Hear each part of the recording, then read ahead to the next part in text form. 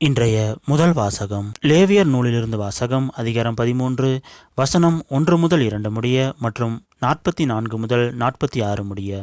ஆண்டவர் மோசேயிடமும் ஆரோனிடமும் உரைத்தது: ஒருவர் உடலில் தோல் மீது தொழுநோய் போன்று ஏதேனும் தடிப்போ சொரிசிரங்கோ வெண்படலமோ தோன்ற அது தொழுநோய் என ஐயப்பற்றால் அவர் குருவாகி ஆரோனிடமும் அல்லது குருக்களாகி அவர் புதல்வரின் ஒருவரிடமும் கொண்டு வரப்பட வேண்டும். அவர் தொழுநோயாளி, அவர் தீட்டுள்ளவர் என குரு அறிவிப்பார். ஏனெனில் நோய் அவர் தலையில் உள்ளது.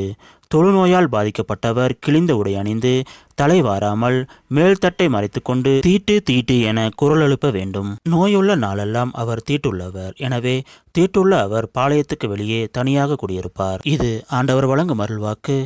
இறைவா உமக்கு நன்றி. இன்றைய இரண்டாம் வாசகம் திருத்தூதர் பவுல் கொரிந்தியருக்கு எழுதிய முதல் திருமுகத்திலிருந்து வாசகம். அதிகாரம் 10 வசனம் 31 முதல் அதிகாரம் 11 வசனம் 1 முடிய. சகோதர சகோதரிகளே, நீங்கள் உண்டாலும் குடித்தாலும் எதை செய்தாலும் எல்லாவற்றையும் கடவுளுடைய மாட்சிக்காகவே செய்யுங்கள். யூதருக்கோ கிரேக்கருக்கோ கடவுளின் திருச்சபைக்கோ இடையூறாய் இராதீர்கள். நானும் அனைத்திலும் அனைவருக்கும் உகந்தவனாய் இருக்கிறேன். நான் எனக்கு பயன் தருவதை நாடாமல் பலரும் மீட்படையும்படி அவர்களுக்கு பயன் தருவதையே நாடுகிறேன். நான் கிறிஸ்துவை போல் நடப்பது போன்று நீங்களும் என்னை போல் நடங்கள். இது ஆண்டவர் வழங்கும் அருள்வாக்கு. இறைவா உமக்கு நன்றி. இன்றைய நற்செய்தி புனித மாற்கு எழுதின நற்செய்தியிலிருந்து வாசகம். அதிகாரம் 1 வசனம் 40 முதல் 45 முடிய. ஒரு நாள் தொழுநோயாளர் ஒருவர் இயேசுவிடம் வந்து, நீர் விரும்பினால் எனது நோயை நீக்க உம்மால் முடியும் என்று முழந்தாள் படியிட்டு வேண்டினார்.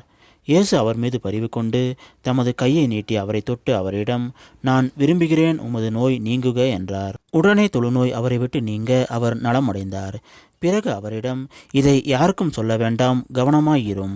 ஆனால் நீர் போய் உம்மை குருவிடம் காட்டி நோய் நீங்கியதற்காக மோசே கட்டளையிட்டுள்ள காணிக்கையை செலுத்தும். நீர் நலமடைந்துள்ளர் என்பதற்கு அது சான்றாகும் என்று மிக கண்டிப்பாக கூறி உடனடியாக அவரை அனுப்பிவிட்டார். ஆனால் அவர் புறப்பட்டு சென்று இந்த செய்தியை எங்கும் அறிவித்து பரப்பி வந்தார். அதனால் இயேசு எந்த நகருக்குள்ளும் வெளிப்படையாய் செல்ல முடியவில்லை.